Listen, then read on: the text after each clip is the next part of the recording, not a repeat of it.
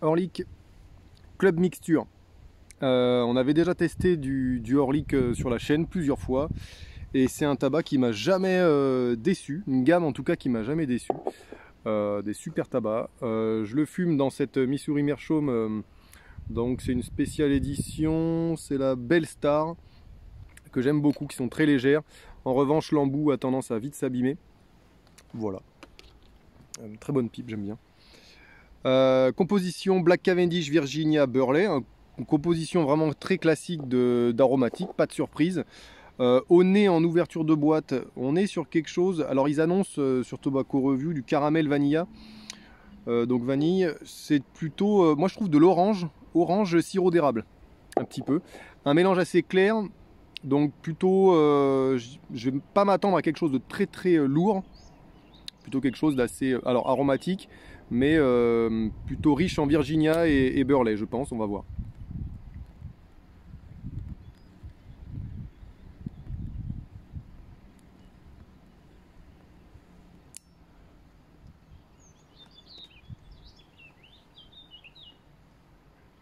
Assez sucré aux premières bouffées, une impression assez sucrée.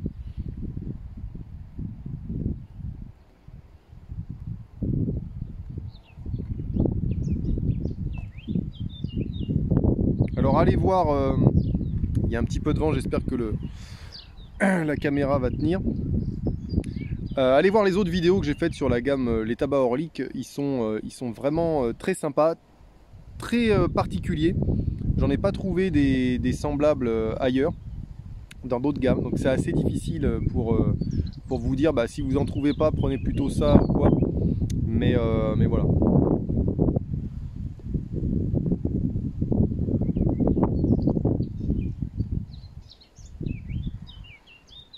Ça fait assez naturel, ça fait pas très saucé. Alors le tabac en lui-même, il est quand même mélacé, hein, quand on le regarde, quand on le touche.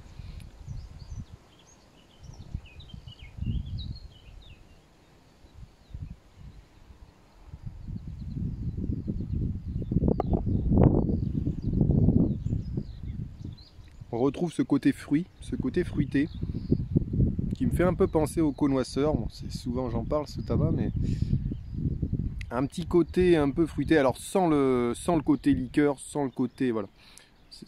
La comparaison s'arrêtera là. Il y a un petit côté un petit peu fruité, qui est plus prune sur le connoisseur. Là, on est sur quelque chose d'un peu fruit. Alors pas forcément de l'orange, mais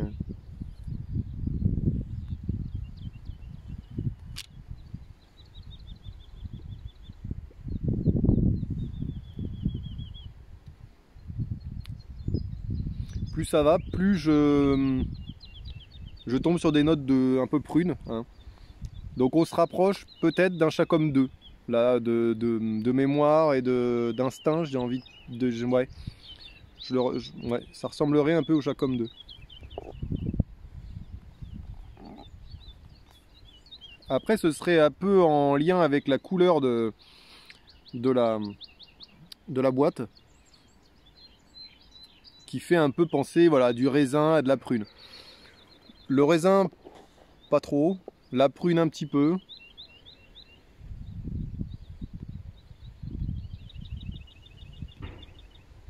Cassis, pourquoi pas. C'est quelque chose un peu comme ça, un petit peu... C'est assez subtil. C'est un tabac qui fait quand même très naturel. Mais j'aime bien. J'aime bien. Pour l'instant, ça me plaît bien.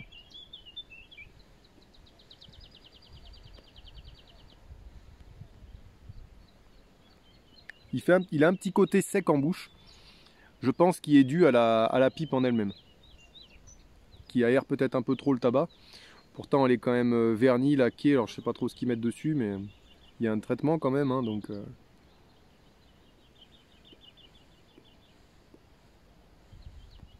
Ça respire déjà un peu moins que sur une pipe chinoise, que j'aime bien, hein, les pipes chinoises maïs, hein, je précise. Parce que alors, je suis tombé sur un message du groupe, hein, j'ai pas eu le temps d'y répondre, je réponds pas tout le temps, qui disait qu'un jeune, un débutant qui cherchait des conseils pour acheter des pipes pas chères, donc chinoises. Ouais, c'est pas trop logique dans sa démarche, mais voilà, c'est pour ça que Une pipe maïs pas chère, effectivement, on pense à une chinoise, mais quoique une Missouri Meerschaum c'est 15 euros. Donc,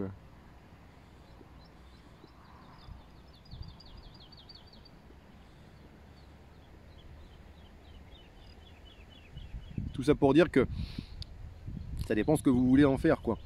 Acheter une pipe pour acheter une pipe pas chère, autant prendre une Missouri Meerschaum officielle à 15 euros. Pour moi, je trouve que c'est pas cher, hein, pour moi, 15 euros, bon, ça va. Une blague de tabac à 10 euros, puis voilà, vous commencez comme ça, ça peut se faire, hein, si vraiment vous cherchez quelque chose de pas cher. Si absolument vous voulez une pipe chinoise, vous prenez une pipe en maïs chinoise, ça va pas vous durer longtemps, mais ça va dépanner, ça va vous faire découvrir le truc. Mais si vous cherchez une bruyère, une vraie pipe polyvalente, il vaut peut-être mieux partir sur une Chacom pas chère ou des pipes Estate ou des voilà, il y a plein de marques. Vous allez sur le Bon Coin, vous prenez une pipe en bruyère qui a déjà fumé, qui est en bon état.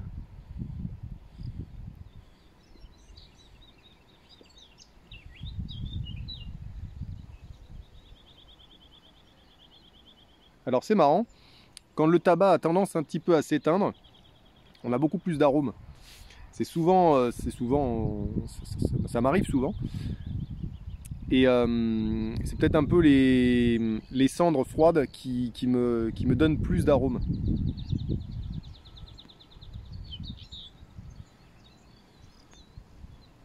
Par le nez, on a beaucoup le côté cassis, un petit peu. Mûr, cassis mûr un peu.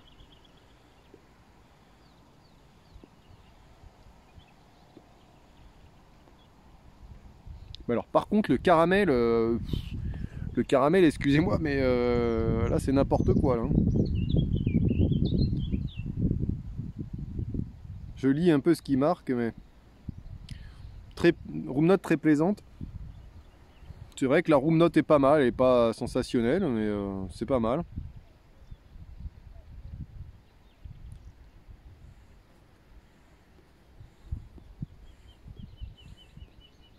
Arôme, vanille et café. Alors là, pas du tout les gars. Core 3, aromatique taste 3, room note 3. Bon, ça après... Mais alors vanille caramel, mais... non c'est ça hein. Ah non, vanille et café. Encore moins quoi, j'ai l'impression. Franchement... Alors par contre, il est pas mauvais hein. C'est un bon tabac. Putain, je l'avais pas tassé quoi. Je m'endors un peu.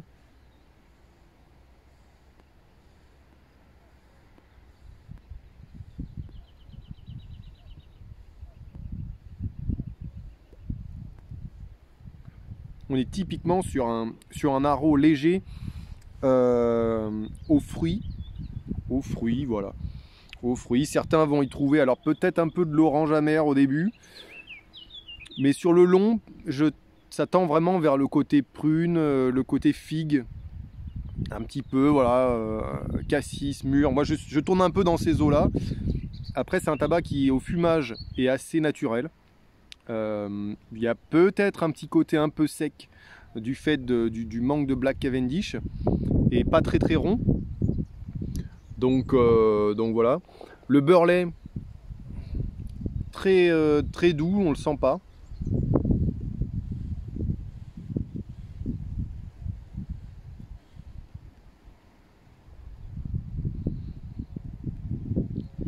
Pour moi, j'ai l'impression qu'un bon Burley, c'est un Burley qu'on sent pas trop et qui va amener dans le corps, dans le mélange, dans le tabac du corps. Un petit côté un peu costaud dedans, un peu une puissance, une force naturelle du tabac qui va faire qu'on ne va pas s'ennuyer. Ce ne sera pas trop léger, ce qui va faire qu'on ne peut pas avaler la fumée. Ça va vous gêner si vous avalez la fumée. Un tabac dont j'arrive à avaler la fumée, c'est qu'il n'y a quasiment pas de Burley, ou très peu de force en tout cas dans le tabac.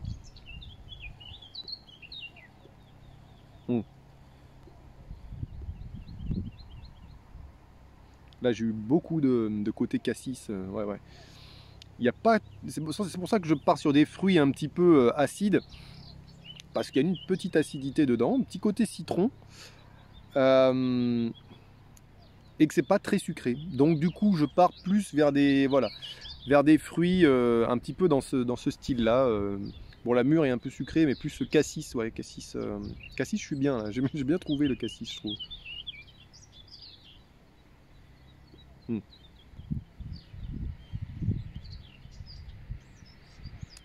Sur la langue on a un truc sucré. En arôme en bouche, moins, mais sur la langue, depuis le début, on a quand même quelque chose de sucré, donc c'est agréable. C'est très agréable, ça me fait beaucoup penser au Chacom 2. Ils sont très semblables, hein. Je me demande même s'ils se sont pas un peu copiés les uns les autres, parce que ça ressemble beaucoup à du Chacom 2.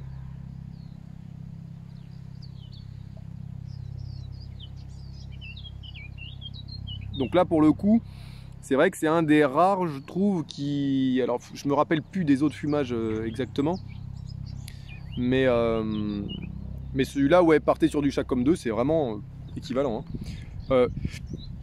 Le Chacom 2 m'avait semblé un peu mieux fait.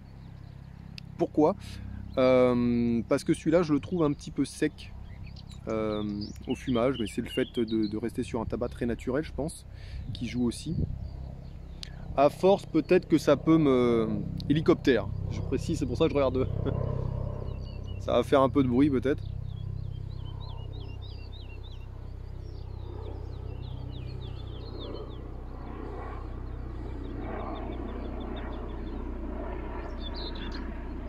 Je me demande si celui-là va pas être un peu plus aromatique que le Chacom 2.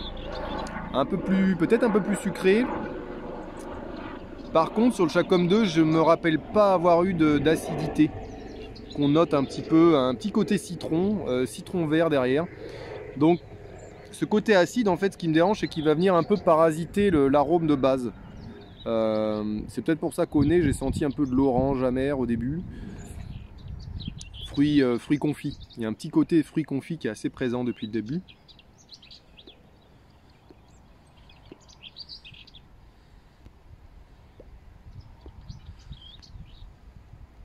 Il y a un côté un peu raisin sec aussi. Pas hyper sucré, mais voilà. Donc ça tourne autour de ces eaux-là. Donc vous fiez pas à ce qui a marqué. Alors il n'y a pas du tout de vanille pour moi. Il y a zéro vanille. Et encore moins du caramel. Ça c'est pour Tobacco Review. Et pour la boîte, pour Orlik, si vous m'écoutez en français, tout du moins. Il n'y a pas de café les gars. Hein. Je sais pas où vous avez mis du café là, mais... pour moi, il n'y a pas de café, non. Alors, si vous l'achetez pour du vanille café, là, la descente va être, va être assez faramineuse. Non, là, on est sur vraiment quelque chose de sucré. Alors, ça correspond en plus à la couleur de la boîte. C'est vraiment côté fruits des bois, un peu. Fruits des bois, léger. Vous attendez pas à un haro hyper saucé. C'est très léger. C'est très léger. C'est marqué par le côté un peu sucré sur la langue déjà, et il y a un arôme, voilà, de fruits des bois un peu qui tend vraiment sur les fruits de la couleur de la boîte, hein, violet quoi, fruits violets, donc cassis, raisin.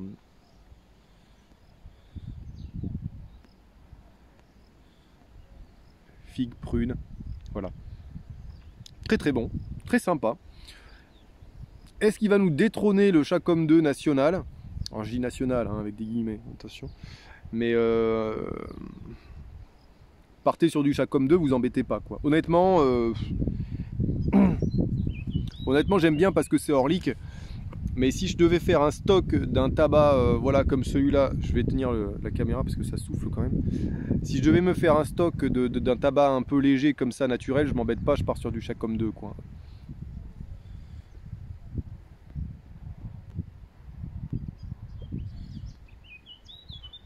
Mais le Chacom 2, de mémoire, avait l'air légèrement moins aromatique que celui-là. Celui-là est un tout petit peu plus saucé, j'ai l'impression. Même si la note générale va me faire dire que c'est un aromatique léger. C'est pas un aromatique très saucé, c'est... voilà.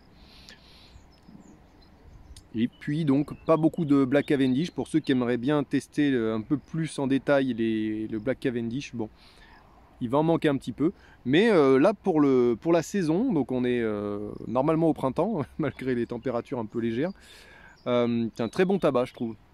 J'aime bien les aromatiques légers comme ça, printemps-été, c'est toujours agréable.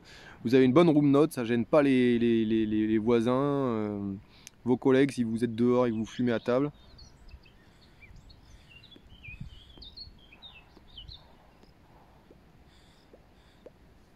Il perd un peu de souffle là. Peut-être que je rallume un coup. Je suis en bonne moitié de bol là. Je vais me le finir tranquillement parce que je pense que j'ai fait le tour. Hein. C'est pas bien compliqué comme tabac. Habituellement, Orlik, c'est un peu plus... Alors, attention, il y a quand même des notes de citron vert dedans que j'ai trouvé. On s'ennuie pas non plus. Hein. C'est pas ce que je veux dire. Hein. Mais il est assez simple de toute façon de par sa composition. Voilà, si vous aimez les tabacs fruités, allez-y, il est vraiment sympa. Sur le Chacom 2, je me rappelle pas avoir eu ce petit côté citron. Là, il me gêne un peu parce qu'il est assez acide et que ça masque un peu les arômes derrière et puis le côté sucré. Je trouve que l'acidité contrebalance pas mal le sucré, donc du coup voilà, on s'ennuie pas à ce niveau-là. Je préfère moi le côté sucre que le côté citron, mais voilà, si vous aimez bien un peu ces choses-là, c'est très sympa. Donc Orlik me déçoit jamais pour l'instant. C'est une très bonne gamme. Allez-y, même sur ceux que j'ai pas testés, à mon avis, ça doit être bon. Voilà, mais à choisir, voilà, moi je partirais plus sur le Chacom 2, qui me semble être, qui était un peu mieux fait et avait et le tabac avait l'air plus qualitatif. On sentait un peu plus de qualité dans le tabac. Alors la provenance, je pourrais pas vous dire, comparer les deux provenances, mais en goût, j'avais l'impression de quelque chose de plus qualitatif avec le Chacom 2. Voilà, et puis plus facile à trouver. Donc voilà, j'espère que ça vous a plu. Semaine prochaine, je ne sais pas si je pourrais vous faire de vidéos. Je vais essayer de vous faire une vidéo tuto, soit ce week-end, soit un autre jour. C'est pas garanti, c'est pas gagné, mais voilà, de toute façon, vous aurez de mes nouvelles prochainement. À très bientôt.